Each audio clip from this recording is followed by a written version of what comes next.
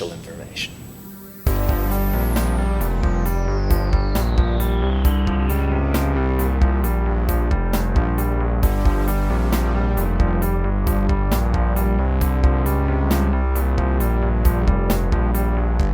This series is a whirlwind tour of the most important topics in financial literacy. But even if it were much more comprehensive and drawn out, we'd still never cover everything you need to know in order to assemble a prudent personal investment portfolio. No, at some point, you're going to have to do your own reading and your own homework. Sorry, can you repeat the question? I said at some point, you're going to have to do your own homework. Then why am I here? This is just the briefest appetizer. We're simply identifying the major areas of interest and of danger. There's more than this? Loads more. You're going to have to do lots of reading and lots of work to prepare for investing your own money in the years ahead. That's no problem. There are lots of other people out there willing to help me if you're not. You're absolutely right. There are tons of people out there eager to tell you all about lots of opportunities for investment. So I'll be all set. Here's one piece of advice. Please don't listen very closely to anyone who has an investment opportunity for you. Why not? I'm going to want to invest, aren't I? You are. But generally speaking, most people who are offering you investment advice are also selling something. You should take all financial information with a very generous dose of skepticism. Look, if I'm skeptical of everything, I'm going to miss out on all the cool stuff. Maybe, but you'll also avoid their hangovers. Dot-comery in the 90s, bro. Total collapse. Real estate in the aughts, bro. Total collapse. Bernie Madoff funds, yo! Bernie Madoff.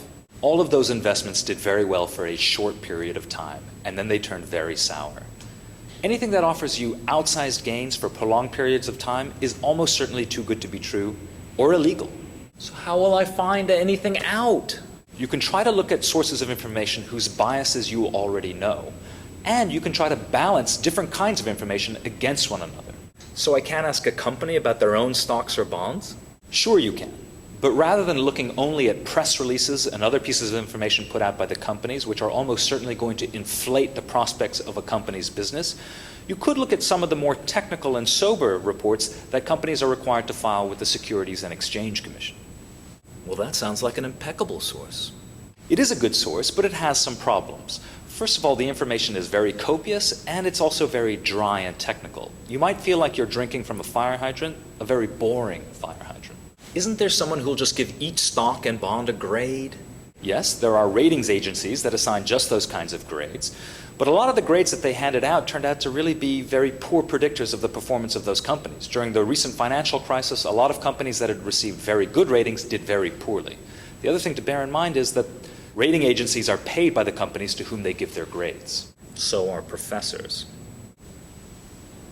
What about investment funds? The advisors of investment funds will be very quick to tell you all about their successes. But anyone who has managed a lot of different funds for a lot of different years is almost certain to have some winners that they can point to.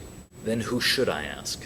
Try Morningstar or Lipper. They're independent agencies that rate mutual funds, money market funds, and exchange-traded funds. Independence sounds perfect. Certainly a source that's independent is much better than a source that isn't independent, and a lot of the information that you can get from Morningstar and Lipper on funds is very good.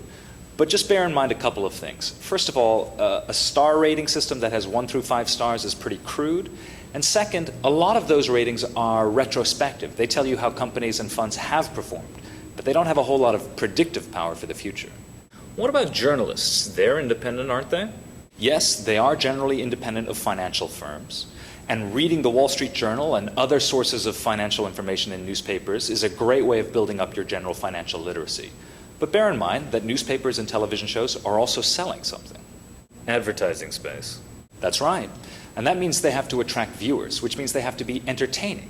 And what that means is sometimes newspapers and television stories over-report stories that are sensational but not very representative, and they under-report stories that are boring but really important.